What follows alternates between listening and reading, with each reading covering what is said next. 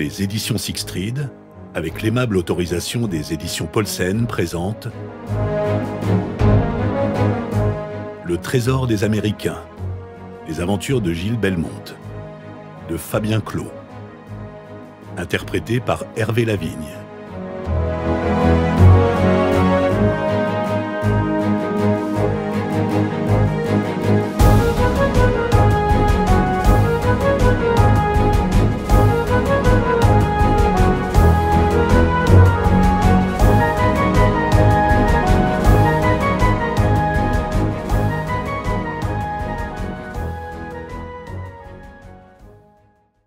Chapitre 1.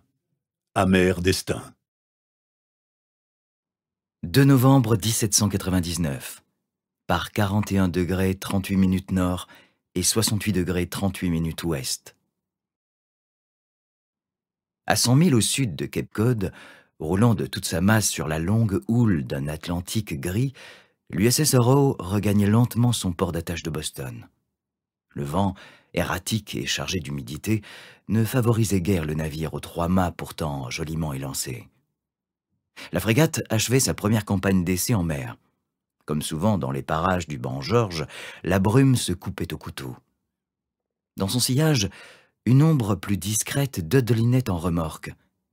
La corvette de 12 canons, le Diwal, était le 5e corsaire français capturé par l'USS Arrow en moins de 3 mois. Les 2 spectres, irréels dans la purée de poids, se déhalaient et montaient à tour de rôle sur les ondulations océaniques, provoquant par intermittence les plaintes de 2 longues haussières. Subodorant que les Français étaient bien capables de filer à l'anglaise, le capitaine de l'USS Arrow avait ordonné la présence de marines supplémentaires, ainsi que le remorquage de la corvette, pour dissuader toute velléité de soulèvement. En outre, toutes les 12 minutes, la corne de brume du Diwal répondait à celle de l'Arrow. Qu'un écho vint à manquer, et 440 Américains rejoindraient les postes de combat en moins de 6 minutes. Dans ces cabines, là, le maître à bord, après Dieu, n'avait pas eu le cœur d'ôter son uniforme. Tournant le dos aux innombrables documents empilés sur son bureau, il était affalé dans un confortable fauteuil de cuir noir, le regard perdu à travers les vitres de poupe, d'où l'on apercevait par intermittence le fantôme du Diwal. La fumée de son 2e cigare dressait peu à peu un voile gris dans la pièce richement meublée. Dans l'angle arrière, une sculpture en bois massif de 5 pieds de haut, représentant un pigargue à tête blanche, renseignait sans ambiguïté les visiteurs sur les qualités d'oiseau de proie de cette frégate, à bien des égards révolutionnaires. Le capitaine tourna le dos à sa prise et orienta le fauteuil vers un imposant bureau en pin d'Oregon. Un miroir posé à même les feuilles éparpillées lui renvoyait son image. Certes, on devinait toujours le beau jeune homme d'autrefois et sa silhouette demeurait svelte, mais il devait bien admettre que ses épreuves l'avaient vieilli. Il sentit dans ses yeux monter une larme naissante. Cette émotion le troubla. Même seule, la moindre marque de faiblesse heurtait son esprit et son éducation. Aussi loin que remontait sa mémoire, c'était la première fois que Henri de la Motte, jadis comte de Quercy, ancien officier supérieur de la Royale, puis de la Marine républicaine, célébrait seul son anniversaire. Ses pensées ridèrent plus encore son visage sec et tanné par le sel de la mer. Il entendit par-delà les vitres de poupe la protestation des haussières qui se tendaient à nouveau de toutes leurs fibres. La cloche de l'Arrow interrogea pour la énième fois celle du Diwal. La réponse parvint dans la seconde. La voix de son père résonna dans son esprit. « Tête haute, fils !» Le capitaine de l'Arrow se redressa et inspira lentement. Là, dans son sillage, il tenait prisonniers 80 diables malouins et bretons, tous anciens compatriotes et anciens compagnons d'armes. Il songea avec angoisse à son père, dont il était sans nouvelles depuis son arrestation, décidée quelques années auparavant par un tribunal républicain. Le vieux guerrier était-il toujours prisonnier de ces sauvages qui avaient guillotiné à tour de bras au nom de la fraternité? Était-il seulement en vie? Jean de La Motte avait combattu pour l'indépendance des États-Unis et aujourd'hui, son fils aîné commandait une frégate de 44 canons, fleuron de la jeune marine américaine. À travers les vitres de poupe, il perçut, telle une complainte, le chant étouffé du gréement. Son visage s'assombrit. Il avait fui cette France qu'il chérissait, car elle ne voulait plus de cette aristocratie qu'il avait dominée et régentée durant tant de siècles. La Motte s'était tiré des griffes du Directoire, et sa famille, du moins ce qu'il en restait, vivait désormais en paix à Boston. L'US Navy, avide de professionnels aguerris, avait ouvert grand ses rangs aux officiers français de noble lignée, à l'instar des marines russes, espagnoles et même anglaises. Venant du pire, tout aurait dû être pour le mieux. Hélas, des différends commerciaux entre les deux nations, chaudement attisés par la perfide Albion, avaient dégénéré en conflit maritime. Désormais, les marines d'État en décousaient énergiquement dans les Caraïbes et ne manquaient pas de s'affronter en tout point du globe dès que l'occasion se présentait.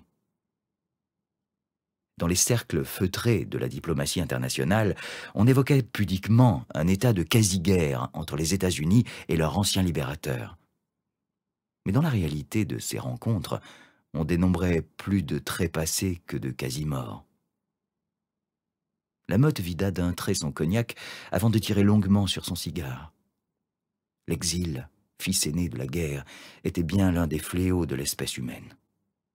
L'ancien aristocrate qui avait moult fois risqué sa vie pour la mère patrie lui faisait aujourd'hui la guerre pour le compte du pays qui lui avait offert l'asile.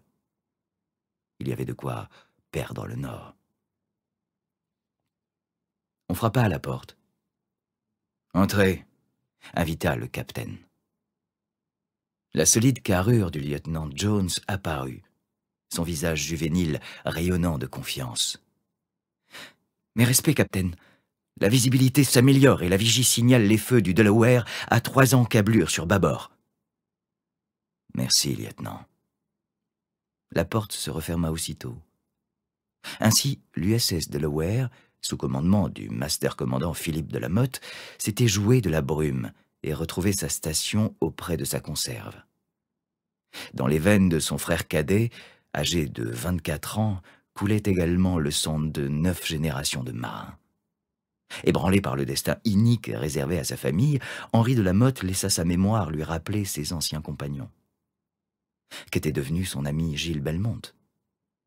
Les souvenirs de 2 années à bord de la corvette Cassiopée ressurgirent.